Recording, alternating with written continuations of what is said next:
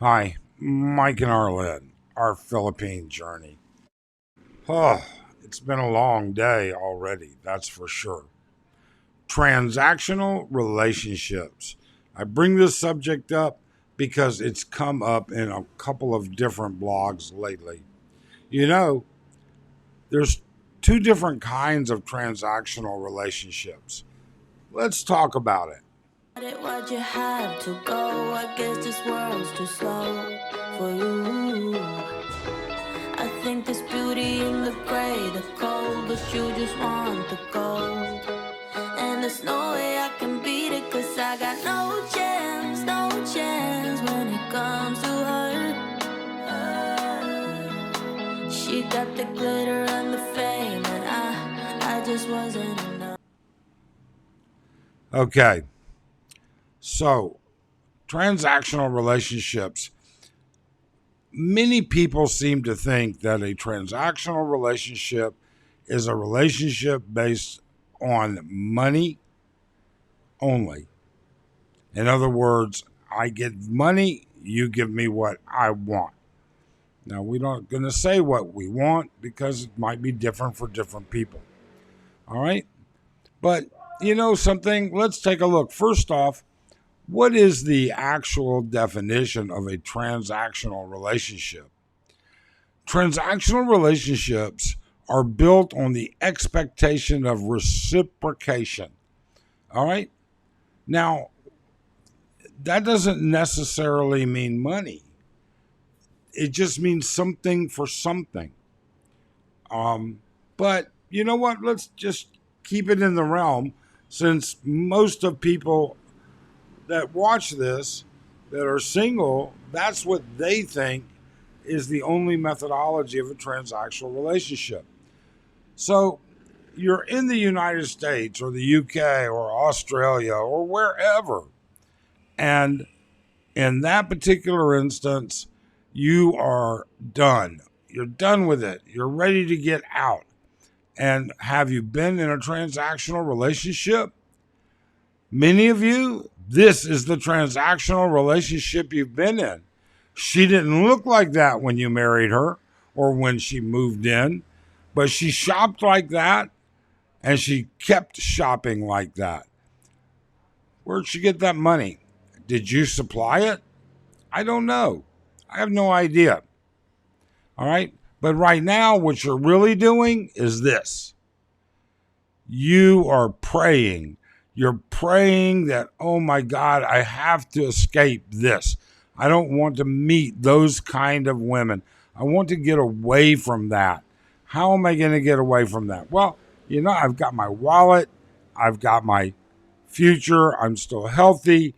I am going to get out of here. Okay. So, what are you praying for? Is this what you're praying for? Is this, and actually, I think she's a little skinny for my taste, to be honest, but for some of you, maybe so. The bottom line is that you're seeking, many men are seeking something like this, something younger, something more attuned to a different physical build. I don't know. Um, you know, you may be like me and your preference may be a little bit thicker than that. However, either way, all right.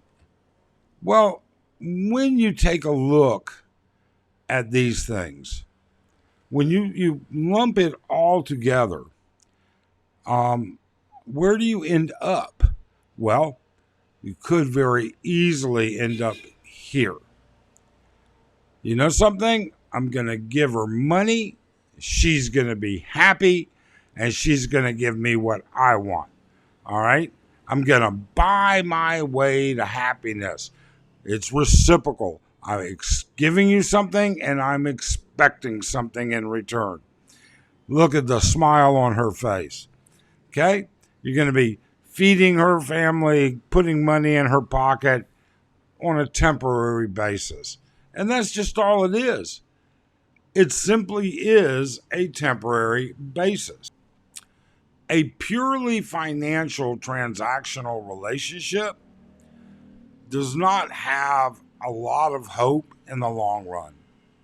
Can there be a relationship that includes financial situations but isn't purely financial? In other words, if you want your girlfriend to live with with you, or to become your spouse and live with you, and you want her around you all the time, all right? And you want her available at your beck and call to go on vacation, to take a weekend here, to do that, all right? Odds are she cannot have a job and do that. Now, it's possible she could own a business and do that, but that's a whole different can of worms. You know, businesses in the Philippines are very, very tricky. Very, very tricky. Then you have to recognize when she was working, when she was able to make money, was she able to have a roof over her head, put food in her belly, and give money to her family? How is she going to replace that? You can't expect her to just simply replace it. It's just difficult at best. So, are there financially motivated transactional relationships that do include money? I would say yes. I would certainly say yes. I mean, if you are going to say this is the way it's got to be, and she doesn't have a source of income, and you're not going to allow her to work to bring in, even if it's a small amount of money, no matter what, you need to replace that. You need to do that because she has obligations for the money that she wants to have. So, what do you end up with? Well, let's see. Oh, she's so happy. I love to see her just smile when she gets that money. Look at that. Oh, my. Oh, I'm so happy. Oh, salamat po. Yeah, sure, whatever. But isn't this really what it is that you're looking for? Isn't this reciprocal? My time for your time, my love and companionship for your love and companionship. She may not be able to give you that love and companionship on your terms if she's not allowed to work, if she can't work, if you won't let her work. So, yeah, I think there's a whole different aspect there. I really and truly do.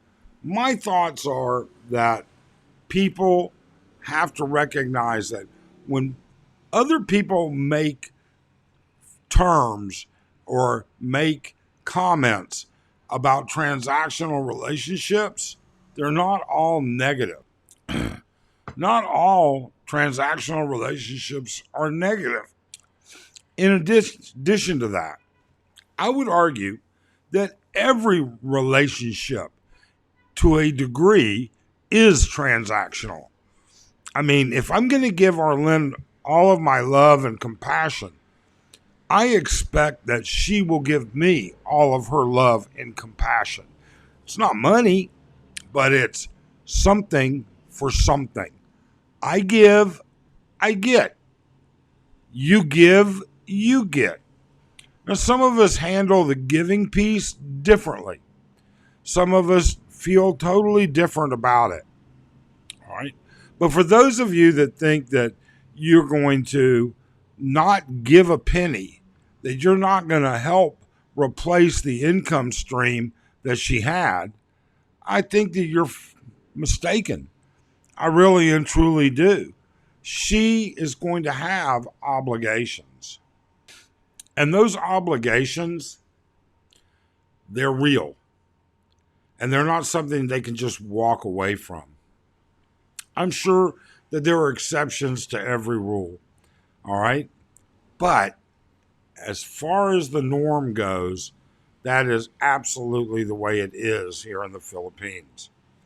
Arlene, I don't want her to work. I want her to be around for me. She's quite capable of working. She used to work. I give her an allowance. And how she spends that allowance is totally up to her. All right? She can spend it on her family. She can spend it on herself. She can put it in that little hidey hole, whatever she wants. That's fine with me. And I don't expect anything from that. What I expect is for her to be as loving, compassionate, and understanding and respectful as I am. And to me, that's also a transaction. What do you think? How do you feel about that? Do you think you're going to not fall into that at all? I mean, do you think that that's gonna save you from this, or perhaps, you've prayed enough that you're gonna end up here? You think that comes for free? Do you really? You think that when you end up in a relationship, that's going to be the way it is? That she's going to bring as much into the relationship as you are? I don't know. I really don't. I find it hard to believe. I'm sure anything is possible. But what I would do is say, don't condemn people that are in a transactional relationship, because anybody that's in a relationship is in some form of a transactional relationship, with very, very, very few exceptions. Tell us what you think about it. Thanks so much. Have a great day. Oh, happy Valentine's Day.